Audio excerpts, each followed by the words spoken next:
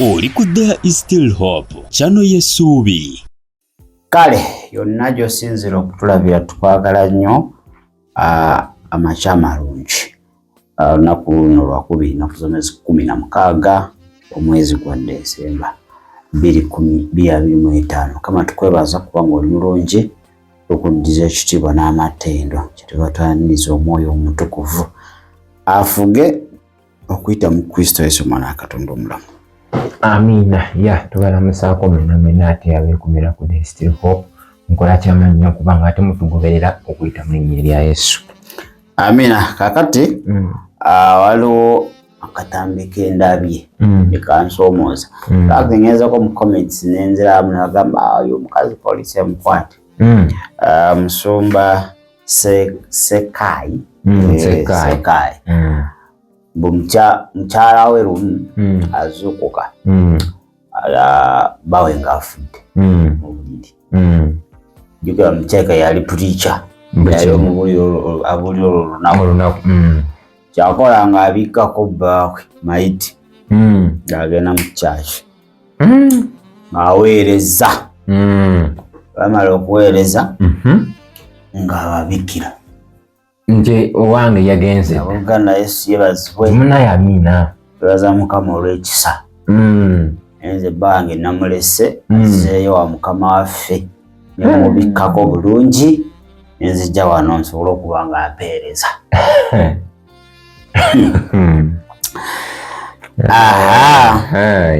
Kale sooka owulirize akatambi ako n'omusumba mukyala we yali mu ddwaliro simanyi ng'afudde kusaane n'abeera katuuti oba yalabira ku pasita Kimuli lowooza kirabika yoyo kusaane n'abeera katuuti ng'era omukyala akyali mu ggwaniko oba mu ddwaliro. Kale buli omu alina ekisa ekimumala. Sooka owulirize akatambi ako ate tusobole okuba nga ate tweyongerayo.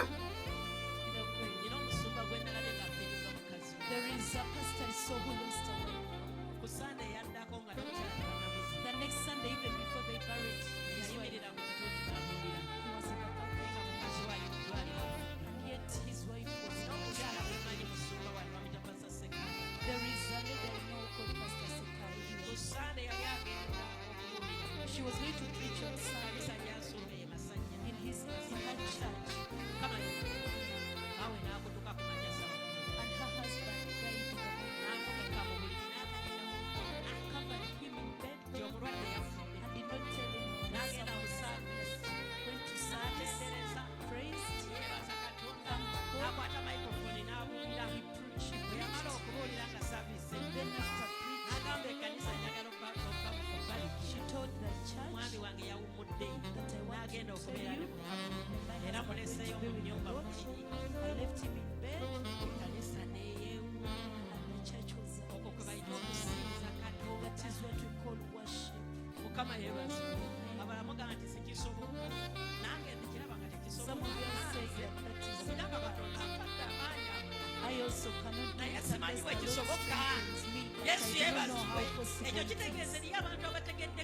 so that means there are people that have understood God that I can leave my husband in bed, dead in bed, because I have to preach. I come and preach even without crying. Then after the service I tell you that means you have understood God in a special way. This pastor, this Mrs. Sekai, I know her very well and I knew her husband. They told us after the service, but yet it is Mrs. Sekai who preached. But you, your child, just get sick and say, Mommy, I didn't come to church, my son was sick. You do not get transport and say, please forgive me, I didn't come. I had no transport. Your husband is coming from abroad on Sunday. Sir, my husband had come. You have not understood. We have not understood. You see a minister in church. Praise the Lord. They say, Mommy, I will not I got a deal. I cannot I'm not rebuking you, but I want you to understand that if you can fail to come to church because you got something to do, you've not understood. If you're capable of saying that, Mommy, I didn't come because I had visitors. I was coming, then visitors came. You haven't understood the greatness of Jesus. I'll tell you whether you like it or not. Praise the Lord. That a visitor came and I did not come.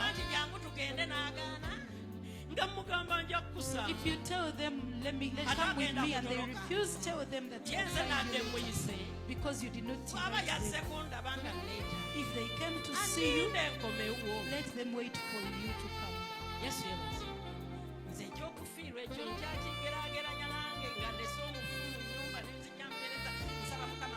I myself, I need strength to be able to leave a dead person in the house. But work cannot fail me to come to the house of the Lord. Kale olibamita musumba Sara mwesije obekansi bakita batya odatubulira wakunganirayo kanisa bagiyita batya kakati ganda wange olaba ebintu byowulira nabyadala nga oba firimu naye nga ate ludda bituufu nga byaddala okumanya okufira omuntu kintu kyamaanyi mugwe n'omubikako ogende ku kyaki n'oweereza n'abulungi n'obaamu omutima muganda wange si kyangu okuwekaza kubaawo naye si kyangu kuyanga gowa muse oba mugumu tofa najo naye nga tata abaana tewali buzibu olutabadde oluusi mwebase bulungi n'ogamba nti ng'agenze n'omuga waayi kansobe ngende empeereze nomubikako bulungi nja kukuddira embuzi abaana tebaaliwo simanyi famire yona teyagibuulira yakisirikira nti kati baba bamuzigo gumu nga ffe baire banyumba olugogwaya master bedroom babeesulire babeera kati omwana ogenda master bedroom yamawaliro inosobola kukonkona bwe kiri kati mama yagenda kati ndowooza baba baali bamanyi oba taata asoseeyo kirabika balina gyaweereza ewalala yagenze muganda wange okuba mutima ekyo kisa ansinze ku 10 okisanga mu ansinze era n'awadde obujulizi agambye nze sisobola ekisa kyenina kyakuleka mulimu oba mugenyi ate era nagwo ogenda omutima gukutugamba mulimu naye omuntu olwokuba ofiiriddwa omuntu lutu anti nsenga naye bbaawo munyinyi kyekyo gundi kyayogera Pawulo mu Bagalatiya 2 nti nafa 2 nafa wamu ne Kristo bwe kiri nanzukira wamu naye obulamu bwendimu kati mbulimu lwa kisa kya mwana wa Katonda. I'm no longer I takyali ye who lives wabula Kristo okusinza tukwatagana n'okusinza ekyo muganda wange simu ekuwulako mu kkubo nodda ewaka gamba ekyo olaba gwe kenyini nyingi asobeera mu kasujja kati ne kati anayo sijagenda bulungi sina transport sina gatambula omwana mulwadde yafunye akafulu funye omugenyi ate bano ekiri ku bagenyi ate bajja Saturday kiro Sunday awaawo nga bugenda oluusi ku Sunday ku makya wa Saturday ne bayiika ne bajja balekawo aye nabo tebagala byagenda ku church n'olumyusa noganja genda wiiki ejja newabaawo ekibaawo noganja genda wiiki newabaawo ekibaawo kano omwezi tegumazeeko n'omwaka n'esatu byonna mukyali waka naye in most cases waliwo circumstances ziri understanding ezitegerekeka ayo appointments joso ofuna nga ye amazima you have to meet it kyo kituufu naye waliwo kati wekifuuka omuze agufuuse kaze kennyini kazannyoko kakudojinga ng'okwegamba okanyumirwa bandobo ate waliwo olina omanya nti ono sitaani ennemesa ekyo kituufu kitegedde lwaki nakona temukyala nemukyala ku Sunday oba Saturday munnemesa okugenda so munaye oyo mukyala Sekayi ye kisa kikye omuwadde ne saluti omanyi we are at a different level waliwo byosobola okukola maze sibisobola ekyo kituufu waliwo osobola okukola nga tobisobola ekyo kituufu munna waliwo endiga byosobola okukola nga ate pasita tabisobola anti kati fe tulowooza bapasita bali fulu pakiti abamu basigaza linnya nti pasita naye nga omusajja omwoyo yayambulwa dda yafuuka kati bulaza sina bulaza ali Misiri yaddayo dda nga yeetaaga kumutumira Musa amununule paka ate nga walina okukola wawe ebyamagero ebyamaanyi ate ne wanaabiraba wakuwalula buwaluzi okitegedde nkitegedde tulina kyova nade somesa ku spiritual ranks which obeeno oba eweddeeyo tetwenkanankana mu nsi ey'omwoyo ne mu nsinza gye tusinzaamu Katonda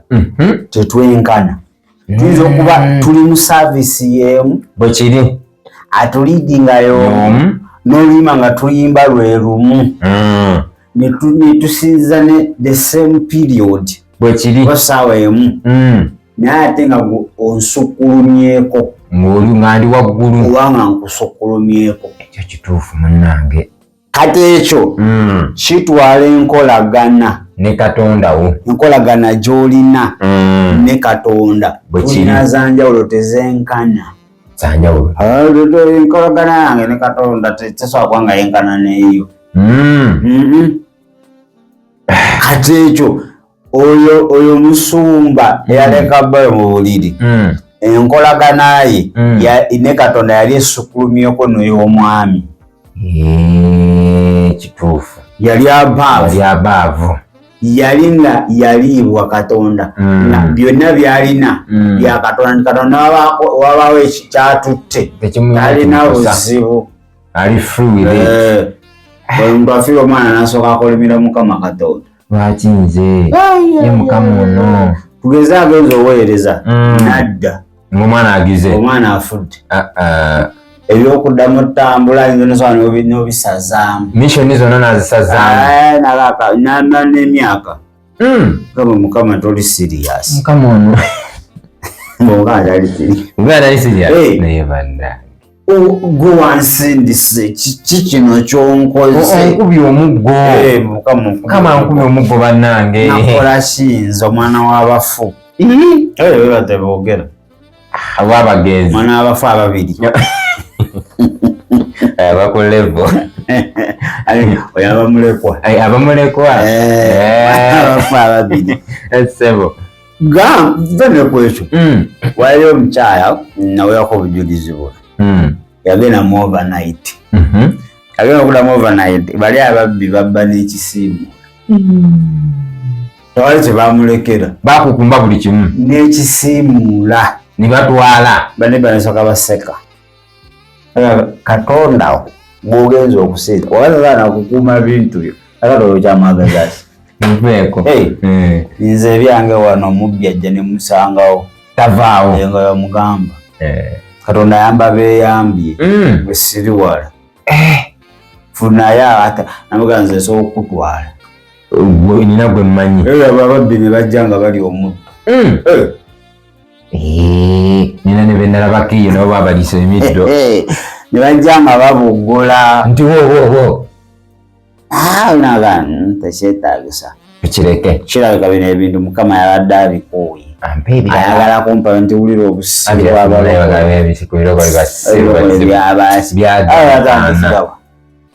amazima nyumba empute eweddemu naye mbweyagala nyumba ye olwo lunaku yali mukwebaza.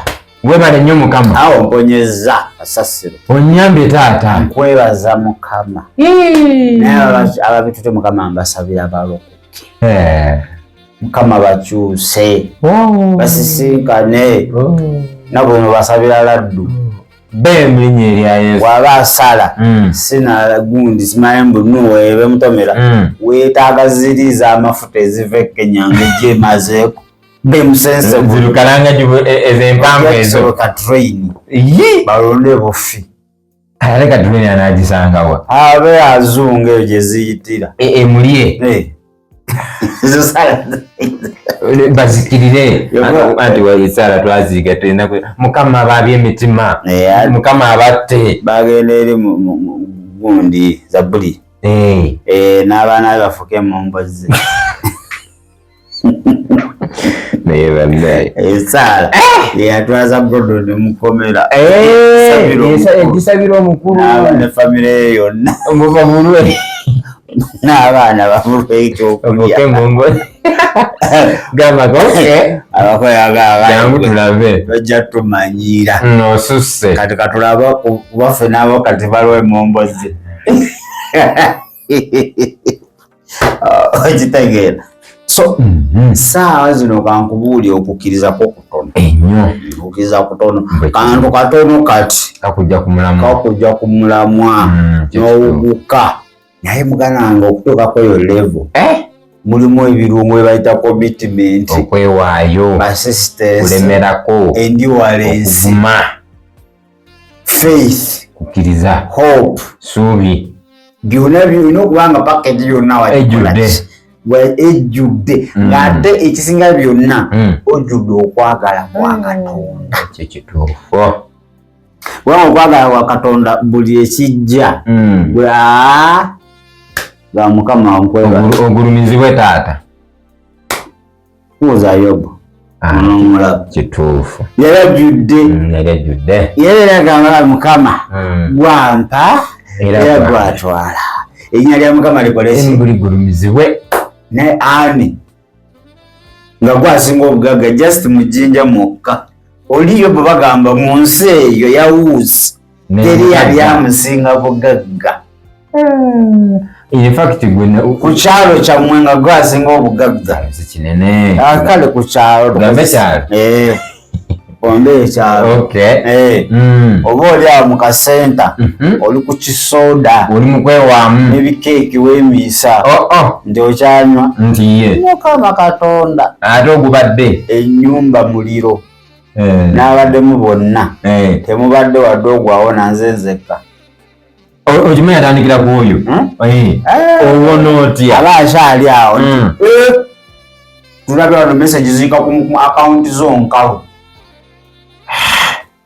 ente awo wennyini agweri weyambula ulaluka buntu bagwedda nayeyambula ebintu byonna bimweddeko tutabika abamu abawaawo ekintu oba mazzi source of water awo asobola n'okwesuulamu naye Yobo ye yasinza businza yagulumiza Katonda level ddala naye mugananga ennaku zino bakubako kisaanikira kya ssimu n'oyomba ngenaye akayimba nti ennaku zino ofiira omwana Yesu omwegaana wewe oli wamusuubiza muwasa boyi neyekyanga agagwe Yesu ebyo bawe ebiddo obundetera baferebeere nze ndiddanga Yesu kankubulire kino ekigambo obutonkwata empola Yesu nonkwata mpola amumamize boyi nze nange zivaako ate nyankubulira ddala oli mu ggulu eyo nze tokukimako ebyo ngazanze omuntu abemesa Yesu oyogane bana kiki ekigenda mu maaso so bannaaye gezeeko okuzimba enkolagana ne Katonda bwekiri Katonda okumusinza mu mbeera yonna essimu ng'ofunye manya nti awo w'obanga olina k'ofunye mu kanisa gwasooka omanyi obujulizi bwowa mu kanisa gwasooka nzijukizaawo omuvuka Aaron bali tukyakola mission bali twagala omusawula kati Aaron nga yajja banenjaga emirimu gibuze omanyi mulokole obujulizi obwo kunyweze ekyo kituufu era obujulizi bwabuze olw'amaviivi bwongera okunywerera ddala wansi bwekiri nga esande emu ayimirira beeniraza Mukama enfunye emirimu egyo emirimu 5 kati gwegamba noonya n'abenkozesa anoonya ba employees ngalo nezivuga ate tetuzirwisa service olwogwa ate nkuvaako ogenda kumpakkalibe niwemba nina mukyalo waliyo nino sika kituufu baba sande yaddako ng'asaba bamuteekeko emikono bamusabira anoonya mulika naawe mu wiiki emu ate zawera ne wiiki wajugira wakati mu wiiki yali takyalina emirimu 5 jagomuntu bwezanyisa sitaani amuluka agimala okuggwawo ne tuyingira mpola awo mu situation eyo wa desperate wadde ofuna kasente ate tolina nasubiri funa ogenda kujja sitaani n'ayingirawo n'atuuka kikyosobola okukola nze restaurant ebyokufumba nakuguka sente meka okugitandika okale entonotono eyinza otandika mu bukadde kale nga 3 ezo nsabye entono tugakola restaurant ya bukadde 15 wangi taata obukoda yadde 15 ati kati sigakyembuuza ssebo mumpoze oba mumpadde buwi noowe ekyayagala njala tujja kukuwa ffe tetuwola banenga mina omutima omulungi tuli baweereza ba Mukama muli balokole bane Mukama nga baba omutima omugabirizi Mukama baba omukisa tugulina omukisa gwe tugulina abagaziiza ensalo zaagaziwa dda tutuse neewuwo abawe bimwetaaga bimwagala abakola obulungi omutima wawe guno basinga obadde ekyo twetaaga katonda wayogedde bingi Aaron ne mumuyingiramu awo tumuyingidde katumala omutandikirawo hoteeri netumuleetera omuwala mwe bennyini ate mwali bazibu waffe twamutega ajja anoonya mulimu ng'ate tamuwa omulimu ate gwe twagira neebaka naye ate mu kanisa kasita kye twayagala kyaggwa ne hoteeri netugikuba olweri yalinyeebwa ekyo kibayita ekitonde sitaani nagamba ekitonde kibayita sitaani ekyo kizibu olina kubanga oli omwoyo wa Katonda okitegeera okukirwanyisa otherwise mu ntegeera y'omwana w'omuntu kigezi kikusinga emirundi 1000 okikutega ennyeebwa okimala nekikulya okimala okulya nekyekasuka eri ekirina kyekyegulya kiraba your wants byoyagala kiramu si needs wants your wants Katonda yagaba needs bwe kiri nekikubira omwo n'okakasa n'oterera mu layini nina n'okuzanya so bannaayi nze nkawulidde ne nzijamirwa bwe kati ndiwo wetimera kumanya oyo omukyala gye yaliko ndaba naye era mu society kubaga tekulako omusiiwufu manyi nga TikTok ogimanyi police where are you investigate engamba era bano kakati tetulina kyebakolera abowe batyo olaba mbadde nze gamba laba batwala butwaza essimu yange nasaba essaala simena kumanya oba essaala yawulirwa eri kiki esaala najjogera emmotoka just kasimu kadala 38 nasaba essaala naye bada soko mu comment awo embeera yakutuukako eyo saala kigi wasaba amazima ndi mulokole nasaba essaala bazikiriza bazikirire era Mukama may they perish Nyo mukama agala beninye abagala. Nyo manyo na mani nesekerera. Mukutama ne kati nsabye sala. Nale negiza zaamu. Ekitone kye bayita sitaani. Sitaani abeera waawo. Kirabe kiwongoza. Nkugambye abeera era nayangu okugisaganya mukama saasira. Naye nasooka naga mayday perish. Supridi nyawo. Naye manyi njuga naye naye nedda kyokoze kikyamu. Kati singa yali level yo y'omukyala. Oba yandikoyo kubi mu ngalo. Yandigaye munyambye. Gwe Katonda inaye ababe gwe nodda n'ogamba ensi yonna yayonooneka. Kama inaye enfisse. Katonda inaye ababa abamutegeera ennyo. Bino neesirwaza. Omala budde. Ng'omala biseera bye ate is not looking at the multitude. Atunula abo abatono abeewaddeyo. Makyagala leero. Nina ekintu kye ndowoozezaako ne ngamba. Tuli mu nsi muno tukola ebintu naye Mukama atutambulirako bw'ati kaana atandika okusasula. Toliyegomba kuli. Okankumanyi nkubule?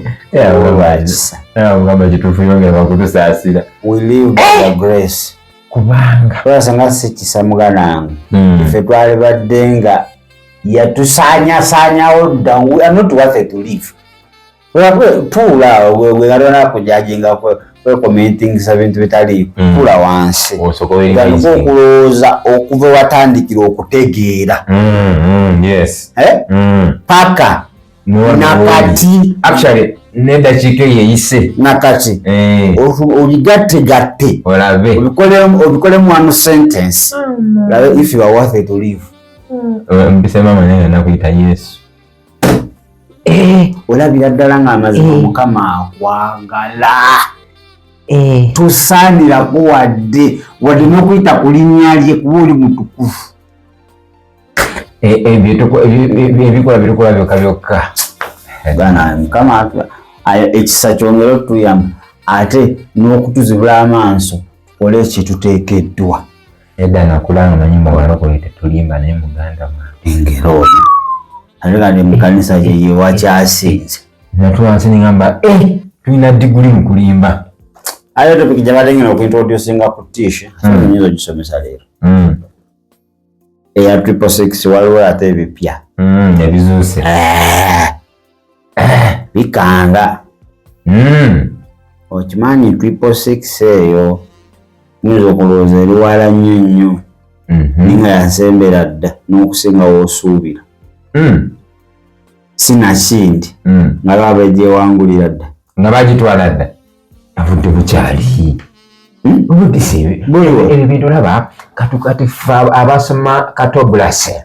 Ebintu bigenda kujja nga ate oliri vibration ewedde. Kati kankubuulire 666 eyo eri stages. Eri mu mitendera. Eri mu mitendera. Kale kasooka tugidividing by 4. Soko otubagulizeeko tulabe. 25%. Awo. Kati saawa zino tuyinza okuba tuli mu bitundu 75. Nga 25 zisigadde. Eka naawe. Kimu kyaggwa dda. How comes omuzungu wabuuza. Ojja kudda neyo vidiyo. Tuyinza okuba tuyingidde 7 yagala toyagala. Tutambudde ssebo. Olugendo tutu. Omanyi ensaawa ziza bitundu 7. Sinaba kitegeera. Tewamma. AI yakikoonye nebigamba kaminzaani kakoneddeyo ddala. AI yawezeza ebitundu 7 ebyokujja kwa Mark. Kale bwe kiwamu emyaka 5 oba kati. N'ataasoma gena kuba nkozesa AI. N'ataasoma. Myaka 5 okuva kati. AI egenda kuba nga ye answer. Nange. Kale ate sasa omulabe wa kanisa akyasinze. Ye AI. AI. Nyalo AI kyakola.